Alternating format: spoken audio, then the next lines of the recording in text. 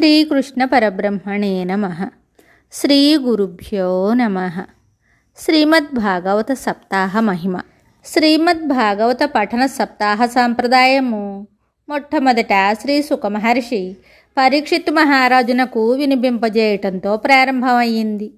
శ్రీకృష్ణ నిర్యాణము తరువాత 30 సంవత్సరాలకు కలియుగ ప్రవేశము జరిగిన తరువాత భాద్రపద శుద్ధ నవమి నుండి పౌర్ణమి వరకు భాగవత సప్తాహము జరుపబడింది.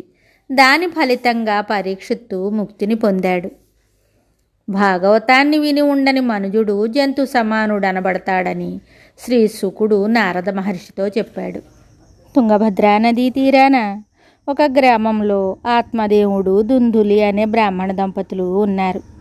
బిడ్డలు లేని చింతతో ఉన్న ఆత్మదేవుడికి ఒక సన్యాసి ఒక పండు ఇచ్చి దానిని భార్యచే తినిపించమని చెప్పాడు. కానీ ప్రసవ వేదనకు బిడ్డను సాకటంలో ఉండే కష్టాలకు భయపడిన దుందులి ఆ పండుని తినకుండా దాచివేసింది. ఇంతలో అప్పుడే గర్భం దాల్చిన ఆమె యొక్క సోదరి అక్కడికి వచ్చింది. అక్కకు సహాయం చేయాలనుకుని చెల్లెలు అక్కకి ఒక ఉపాయం చెప్పింది.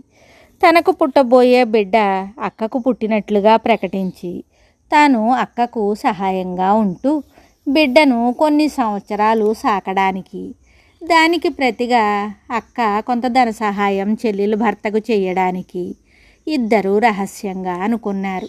ఆ విధంగా నిర్ణయించుకుని దుందులి ఆ పండును ఆవుకు తినిపించింది. తాను గర్భిణీగా ఉన్నట్లు నటిస్తూ వచ్చింది. కొన్నాళ్లకు చెల్లెలికి పుట్టిన కుమారుని తన పుత్రునిగా ప్రకటించి చెల్లెలి సహాయంతో సాకుతూ ఉండేది. బిడ్డడికి దుందుకారుడు అనే పేరు పెట్టబడింది. అదే సమయంలో గోవు మానవ దేహంతోనూ గోవు చెవులతోనూ ఒక మగబిడ్డను కన్నది. దానికి గోకర్ణుడనే పేరు పెట్టబడింది. ఆత్మదేవుడు ఇద్దరు బిడ్డల్ని సమాన ప్రేమాదరాలతో పెంచేవాడు. గోకర్ణుడు బుద్ధిమంతుడై సకల విద్యాశాస్త్రాలను శ్రద్ధాభక్తులతో అభ్యసించాడు. దుందుకారుడు మాత్రం దుష్టుడై దొంగై ఆస్తిని అంతం చేసి ఇంటి నుండి పారిపోయాడు. భ్రష్టుడైన పుత్రుని గురించి బాధపడుతూ తల్లిదండ్రులు తీవ్రమైన శోకంతో కృషించి మరణించారు. గోకర్ణుడు తీర్థయాత్రలకు వెళ్ళిపోతాడు.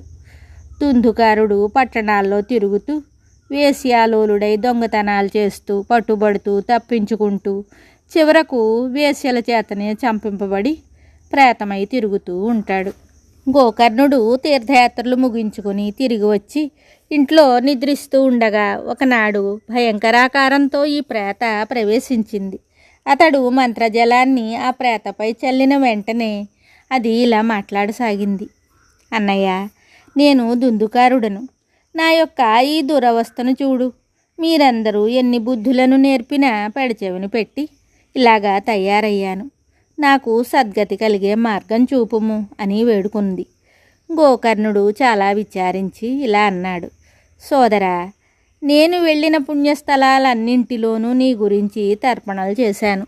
గైలో శ్రాద్ధం కూడా చేశాను. అయినా నీవింకా ఈ స్థితిలోనే ఉన్నావంటే చాలా ఆశ్చర్యంగా ఉన్నదే అని చెప్పిన గోకర్ణుడితో ప్రేత ఇలా అంది. అన్నయ్య, గైలో శ్రాద్ధం చేసినా నాకు విముక్తి కలగలేదంటే నేనెంతటి పాపాత్ముడనో కదా. 100 సార్లు గైలో శ్రాద్ధాలు చేసినా నాకు నిష్కృతి కలగదేమో. నీవే ఏదైనా మార్గం చూసి నన్ను ఉద్ధరించాలి అని ప్రార్థించింది. సరే, 1 నెల తర్వాత చెప్తాను అని చెప్పి గోకర్ణుడు సూర్య జపం ప్రారంభిస్తాడు. సూర్యుడు కరుణించి భాగవత సప్తాహం చెయ్యమని సూచిస్తాడు. గోకర్ణుడు భాగవత సప్తాహ నిర్వహణ ప్రారంభించాడు. చాలా ప్రాంతాల నుండి శ్రోతలు వచ్చారు. ఒక పవిత్ర సద్బ్రాహ్మణుని ముఖ్య శ్రోతగా నియోగించి గోకర్ణుడు శ్రీమద్భాగవతాన్ని చదువుతాడు. వాయు రూపంలోనున్న దుందుకారుని ప్రేత ఒకచోట స్థిరంగా ఉండలేదు కనుక అక్కడే ఉన్న ఒక వెదురు చెట్టులో ప్రవేశించి స్థిరంగా ఉంటూ తదేక దీక్షతో వినసాగింది. ఆ వెదురు చెట్టునకు 7 కణుపులున్నాయి. ఒక్కొక్క రోజు శ్రవణం పూర్తిగానే ఒక్కొక్క కణుపు పెద్ద శబ్దంతో పేలిపోసాగింది.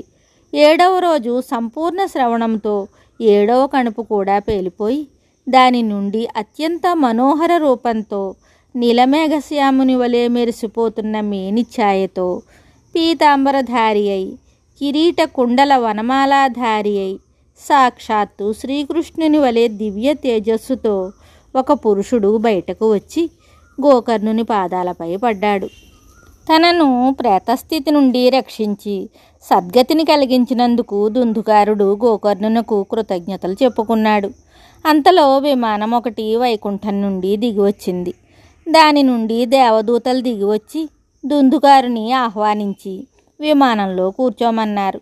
అంతా చూస్తూ సంభ్రమాశ్చర్యాలతో మునిగి ఉన్న గోకర్ణుడు విష్ణుదూతలను ఇలా అడిగాడు: ఓ దివ్య పురుషులారా, భాగవత పురాణాన్ని ఇందరూ శ్రవణం చెయ్యగా ఈ ఒక్కనినే మీరు తీసుకువెళ్తున్నారేమిటి అనగా వాళ్ళు ఇలా జవాబిచ్చారు: ఓ పుణ్యాత్ముడా, నీ సందేహము సరి అయినదే, కానీ కేవలం శ్రవణం మాత్రమే చాలదు.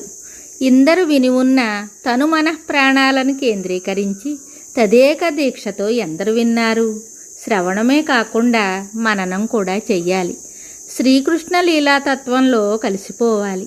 ఈ ప్రేత ఆ విధంగా చేసి విముక్తినే కాకుండా వైకుంఠ ప్రాప్తిని కూడా పొందింది. అన్యథా శరణం నాస్తి త్వమేవ శరణం మమ అని ఆత్మార్పణం చేసుకోవాలి. నీవు ఇంకొక భాగవత సప్తాహం అనన్య దీక్షతో చేస్తే నీ వలె శ్రద్ధాభక్తులున్న ఇతర శ్రోతలు వైకుంఠ ప్రాప్తిని పొందగలరు అని చెప్పి వైకుంఠ దూతలు దుందుకారిని తీసుకుని వెళ్ళిపోయారు.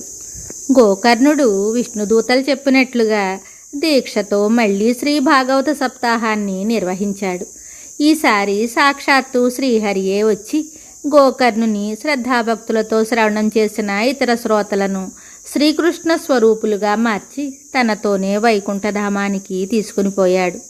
కలిప్రవేశం అయిన తరువాత నారద మహర్షి రామేశ్వరం, ప్రయాగ, హరిద్వారము, కురుక్షేత్రము మొదలైన పుణ్యక్షేత్రాలను దర్శించి ప్రజలు స్వార్థపరులై దురాశ ద్వేషపూరితులై దుర్మార్గులై ఉండటం చూసి ఖిన్నుడై బృందావనం వెళ్ళాడు.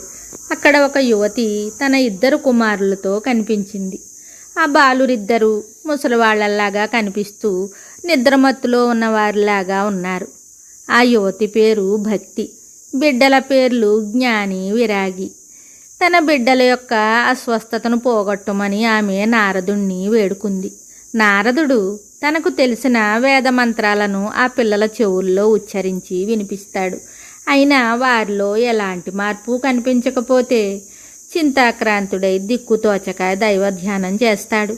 సత్కర్మ చేయుము అని ఆకాశం నుండి వినిపిస్తుంది. ఏమి చేస్తే సత్కర్మ అయ్యి ఆ బిడ్డల రోగ నివారణ అవుతుందో ఊహించలేక నారదుడు బదరీధామం వెళ్ళి అక్కడ సనక సనందాది ఋషులను కలుసుకొని వారిని అడగ్గా వాళ్ళు ఇలా బదులు చెప్పారు: నారద, మర్చిపోయావా? నీవే కదా వ్యాస మహర్షికి సలహా ఇచ్చింది. భగవల్లీలా విశేషగాథలతో భాగవత రచన చేస్తే అన్ని అశాంతులు తొలగుతాయని జ్ఞప్తికి తెచ్చి భాగవత సప్తాహాన్ని నిర్వహించి అందరినీ తరింపజేయమని చెప్పారు.